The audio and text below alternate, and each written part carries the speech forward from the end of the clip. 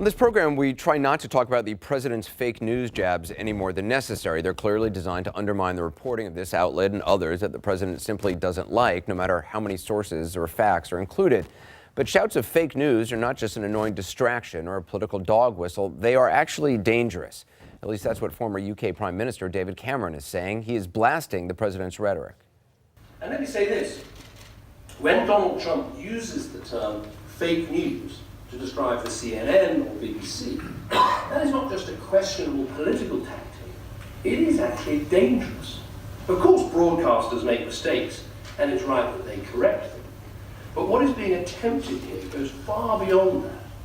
It is an attempt to question the whole legitimacy of organizations that do have an important role in our democracies.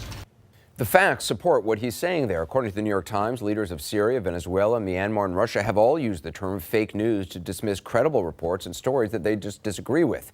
That includes an Amnesty International report about prison deaths in Syria and claims from an official in Myanmar that the Rohingya Muslims who are being systematically raped and killed are, quote, fake news. Senator John McCain also weighed in yesterday afternoon, retweeting a report from the Committee to Protect Journalists with this comment: Press Freedom's annual report shows record number of journalists imprisoned worldwide in 2017, including 21 on fake news charges. The president must understand his harmful rhetoric only empowers repressive regimes to jail reporters and silence the truth. Earlier, I spoke to CNN's chief international correspondent, Christiane Amanpour, and Ryan Crocker, former U.S. ambassador to 6 Middle Eastern countries, including Afghanistan, Iraq, and Syria. Christiane, we're in this extraordinary situation where dictators now can dismiss a free press as fake news and are basically given permission to do so by the leader of the free world. Anderson, you know, from my vantage point here overseas, and I've been following and tracking this ever since the word fake news came out of the president's mouth, before he was even inaugurated, we have seen an exponential increase in the harassment, the imprisonment, the assault of journalists all over the world. You just have to look at the statistics at the Committee to Protect Journalists and others who track journalist safety. It really is a problem, whether it's in Russia with Vladimir Putin, whether it's in Turkey with President Erdogan, or in the Philippines with President Duterte, and many other countries. Of course, when they see the President of the United States, first of all, it gives them a carte blanche, but even worse, they figure that if it comes from the President of the United States, at least he must know what he's talking about. There must be a grain of truth. It's not like they're saying, oh, well, he's giving us cover. They think maybe he's actually speaking the truth against us, and that's what's very, very dangerous. Ambassador Crocker, I mean, Russia, Syria, China, Myanmar, Philippines, Turkey, Libya, to name just a few, are all countries whose leaders have recently invoked fake news to dismiss legitimate news stories. I mean, you've certainly dealt with repressive regimes. Well, exactly, Anderson. It's as Christiane says. This is just their golden opportunity that if the President of the United States says it, they can say it too. The climate has gotten a lot dicier out there now around the world because of fake news. It's also gotten dicey with the media as the enemy of the American people.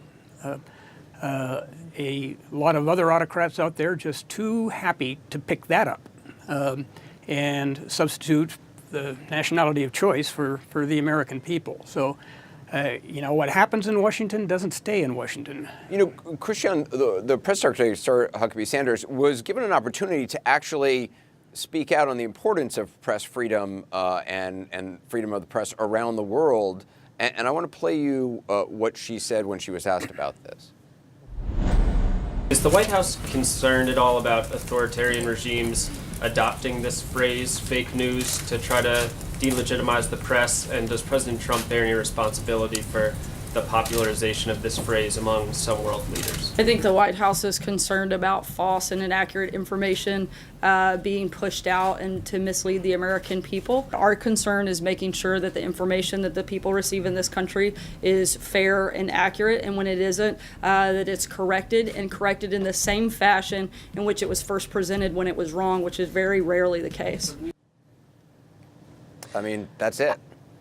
Anderson, listen, this is really a moment that needs to be crystallized and run with, because what she is saying is, you know, there are things we don't like what you say about us. Therefore, we say fake news. You know, I know, everybody knows that when legitimate news organizations make mistakes like ours, like the New York Times, whatever it might be, we correct it, we take accountability measures, and we do not let false or mistakes stand. So it is unfair and incorrect to accuse legitimate news organizations of deliberately peddling fake news. This is really serious, and it just has to stop, because it is undermining not just our safety, but the credibility of democracy and the fight against corruption and the legitimacy of our order, our world order.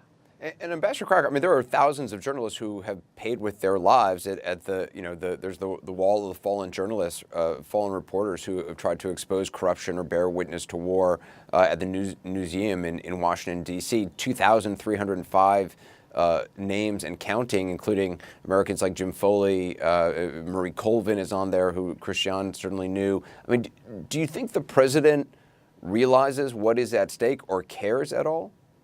I don't think he realizes it. Over the years, some of my very best friends have been international correspondents. They get the story right. That's the mission. And often getting the story right means putting your own life in danger. I think of your Ben Wiedemann, Arwa Damon, who had a very, very close call, Anthony Shadid, who died in Syria, Alyssa Rubin, also of the New York Times, who came with an ace of dying in that helicopter crash when ISIS rolled through, dictated a story from her hospital bed and took a full year to recover. So, you know, to bring you news that is anything but fake, some of the best journalists in the world put their life at risk.